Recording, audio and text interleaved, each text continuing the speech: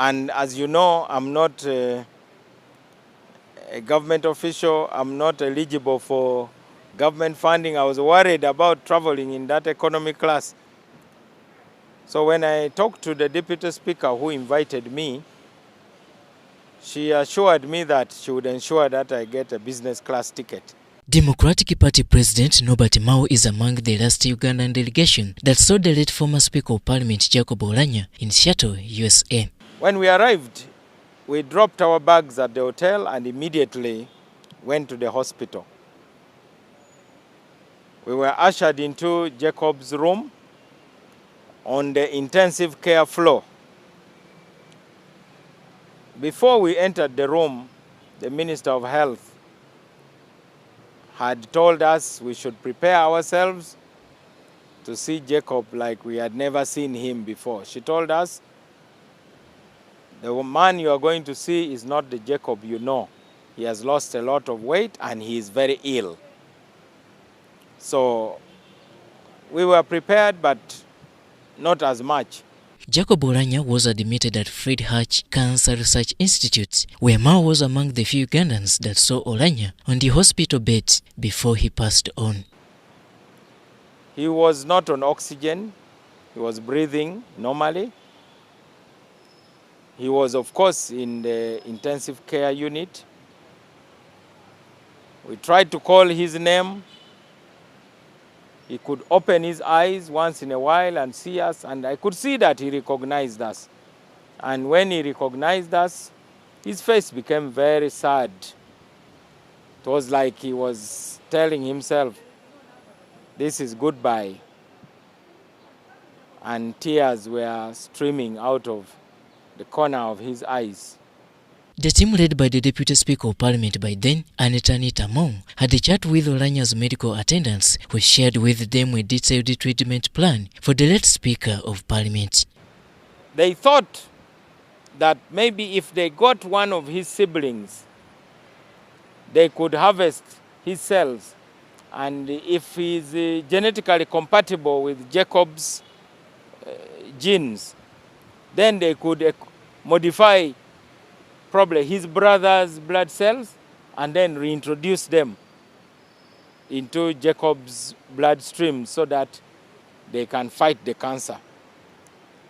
That would have been an option, and that's one of the reasons why we went with his brother. But even then, the doctors had already concluded that Jacob was physically not in a position to take that kind of procedure. Sadly, this didn't see light as Oulanyah made his last brief on Sunday 20th March 2022. So on that second visit, the doctor basically told us Jacob is going to slip away anytime. And he told us it can be today, it can be tomorrow, it can be the day after, next week, 2 weeks, or later. But it's a matter of time. And he told us as doctors, all they were doing was to ensure that Jacob spent his last days on earth as comfortably as possible, without pain. That's what they were managing. And that's why when we found him, he was heavily sedated with a lot of painkillers. That is when I put out that tweet and ended it with, "It is well."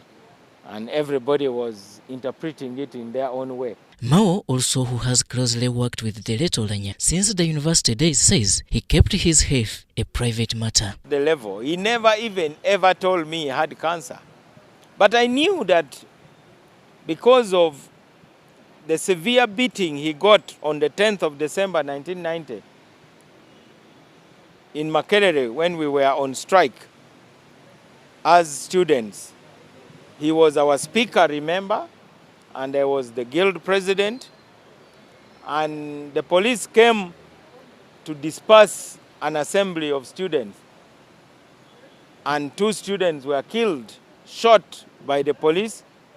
Many others were injured by bullets. And Jacob was beaten very severely with the butt of a gun. And that beating traumatized his internal organs. He had to undergo emergency surgery in Mulago, and they removed his spleen.